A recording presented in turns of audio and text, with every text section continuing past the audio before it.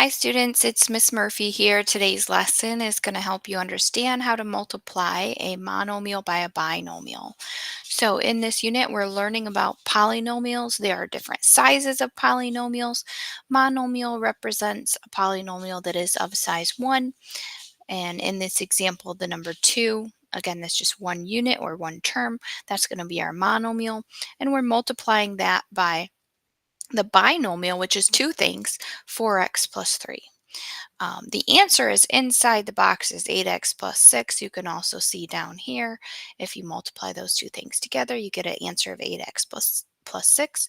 I'm just going to demonstrate to you and kind of walk through the process of how we get that answer. So oftentimes we use these square diagrams to help us understand multiplying polynomials because there's lots of different pieces or parts.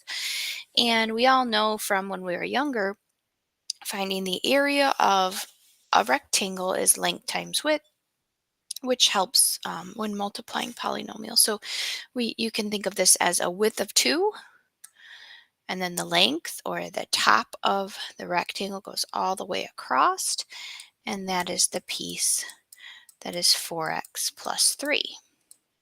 So we can say we're multiplying monomials 2 by a binomial 4x plus 3, but really this is the distributive property. So they wrote it uniquely down here with the 2 at the end, which would result in the same answer.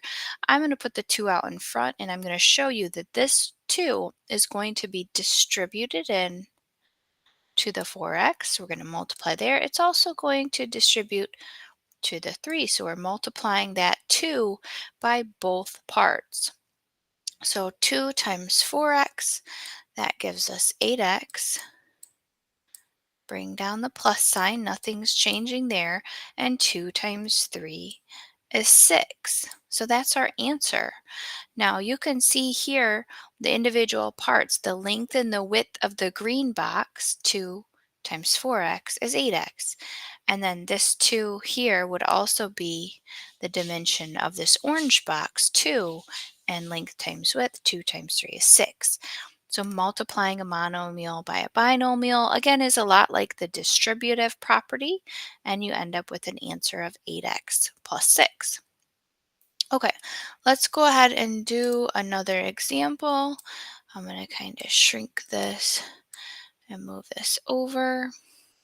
So with your activity that I've posted, your homework assignment, you can adjust these and practice as much as you want. So I chose to start with a number as my monomial.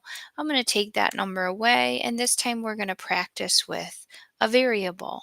And I'm also going to change this other one just so we get a variety of different things here. So let's take a look at multiplying monomials with binomials when there's a variable listed as the monomial. Again, you can see the length and the width of each rectangle. This dimension here would be x, just like this dimension is x. So this is x times 4.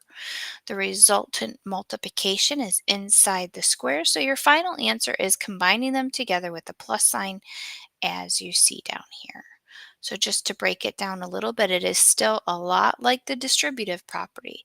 That monomial or that single term x is going to be out in front. That's how I like to write it. You could write it at the end if you wanted to. I'm going to write it out in front.